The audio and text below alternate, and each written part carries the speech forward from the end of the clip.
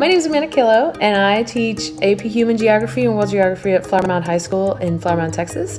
And I am going to tell you all about this crazy adventure experience I'm about to go on through National Geographic and Lindblad expeditions to the high Arctic, a place I've never been to, a place that we don't really think about that much, at least I don't.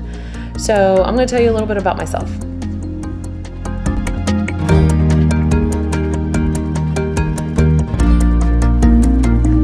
So several years ago, I got wind of the program called the Grosvenor Teacher Fellowship, and I was super excited about it. There was all these great examples of teachers going on these expeditions across the globe, and I thought, man, that is for me. That is totally what I want to do. So I applied, and I didn't get in, and that was disappointing.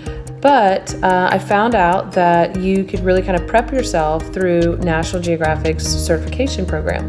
So that's what I started to do. I started looking into the program, and it took me a couple of tries, but it's a free online cohort that you can sign up for and do a couple of phases and really get some great information, use their learning framework, and and get in touch with all of these teachers from all over the world, specifically in the United States. But you have access to all of these really fabulous teachers that are doing awesome things in their classroom. And that's really the best thing about National Geographic certification program. So I did that. And then afterwards, I was able to apply to the Grosvenor Teacher Fellowship. And I got selected. And so that's why I'm so excited, because I now am going to be going to the high Arctic. One of my choices I really wanted to go on because I knew it was just not a place I would typically go to. It's the region of the world that I am the least familiar with. And so I'm just naturally curious about what's going on up there and how are humans impacting it. So that's how I got into where I am now, prepping for my trip to the Arctic. We'll be going to Svalbard, which is an island north of Norway, and Greenland. And then we're going to end up in Iceland. So I'm going to tell you a little bit more about those things.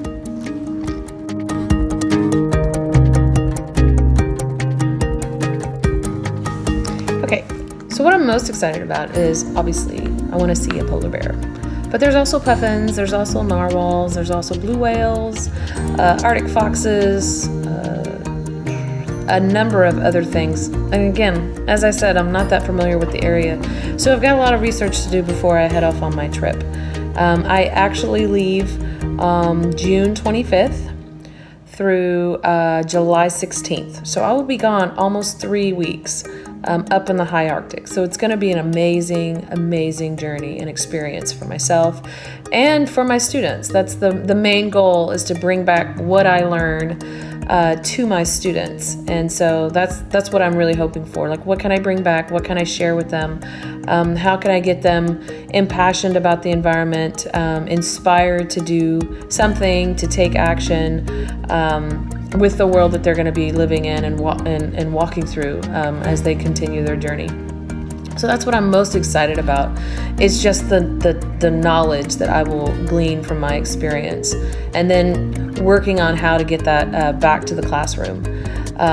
One of my favorite things that I have that I'm going to be doing is putting together a virtual field trip. So I'll be using a 360 camera, and I will be filming and taking photos and putting together a virtual field trip. I've never done that before. I got a lot of learning to do. I'm still figuring out all of the pieces, and I'm watching a lot of YouTube videos on how to do that, so that I can bring back the most realistic experience for my students and for anybody else who wants to see it.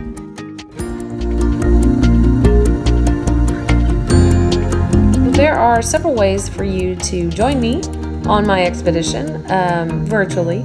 The first and foremost is to follow my website, save it, and I'll be posting blogs and videos and pictures as often as I can while I'm on the expedition, as well as things leading up to the expedition. You could also sign up to receive daily expedition reports, which are created by our naturalist, and they have 4 or 5 pictures that they've posted or that they've taken during the day, and a little blurb, a little summary of kind of what we've done for the day. So internet is kind of spotty, so I may not be able to to post on my particular personal website that everyone's following, but the daily expedition reports will give you a glimpse as to what we've been doing for each day. And that just comes through an email. And the last one is to, after you've saved my website, follow along. I'll have some discussion boards put up, things where you can interact with me and ask questions about things that you're curious about the Arctic. All of those things are ways that you can kind of ride along with me as I go through this journey. And I promise you've probably thought of other questions more than I have. And so I think as a collective, we can ask some really great questions. And so I look forward to hearing from you, and I look forward to sharing my journey with you.